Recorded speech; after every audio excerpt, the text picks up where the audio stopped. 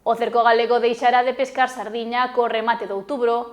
Armadores denuncian a falta de control por parte das autoridades, o que levou a pescar máis cantidade da mercada na campaña. O mes de marzo arrancou a pesqueira da sardiña en augas nacionais para a flota do cerco e despois de 7 meses de traballo porase fin á campaña. Esta será previsiblemente a última semana na que se comercialice este peixe azul nas lonxas de Galicia, xa que ao final de outubro os cerqueiros deixarán de capturala ou quedarse sen cota. Pero xa se tiña que haber terminado antes. Se non se acabou, foi porque non hubo control sobre a sardiña, porque botaron a que quixeron. Se compraron 5.000 kilos ou 10.000 kilos e botaron 40.000, se compraron 100 toneladas e botaron 200.000, non hai máis. Botaron as sardiñas que se leu da gana. E hai que levar un control un pouco máis grande sobre os peixes. Hai que levar un control. Isto de deixar comprar o peixe no Golfo de Cádiz, volvemos ao mismo. Inda acaba as sardiñas aquí. Se temos sardiñas aquí, queremos que nos dean máis cuota para aquí. Que negocien con Portugal, que seamos capaces. Non somos capaces de negociar con Portugal. Xa que sinala que lle sobran sardiñas en vez de comercializar cotas cos profesionais do Golfo de Cádiz. Ora acaban as sardiñas, xa había poucos xurelos, na zona había poucos xurelos, dis que algúns barcos ainda lle quedan algunhas, non? Aquí moi pouquiñas, pero ao final, en outubro, teñen que terminar. O normal era que se acabaran como se acababan antes no mes de outubro.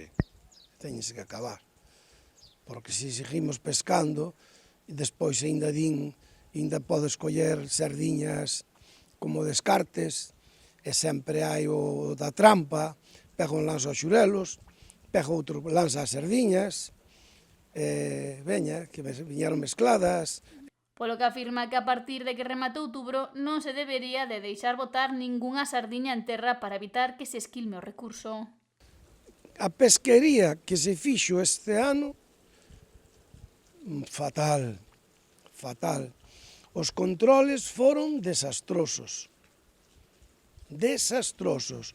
Unha vez porque tiñan líos os comunitarios, tuveron aí líos, tuveron moi liados, non? Que querían unhas subidas e querían aquel, non se controlou a pesca como había que controlala. Outras veces foron os da Xunta, que tamén tiñan os seus problemas, que querían que se lle pagara o que lle pertenece, según eles, que é normal. Se traballan de noite, terán que cobrar pola noite. Falta de control que afirma puido provocar unha sobrepesca o que podería poñer en perigo o futuro da especie. Está en boa saúde. Está en boa saúde.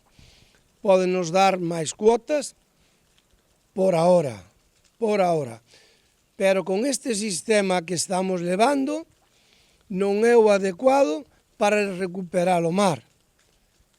Isto é unha pesquería, como lle chamo eu sempre, olímpica, donde se vai a exterminar, porque os barcos cada vez pescan moito máis, trabállase moito máis a especie continua, e así non é unha forma de recuperar.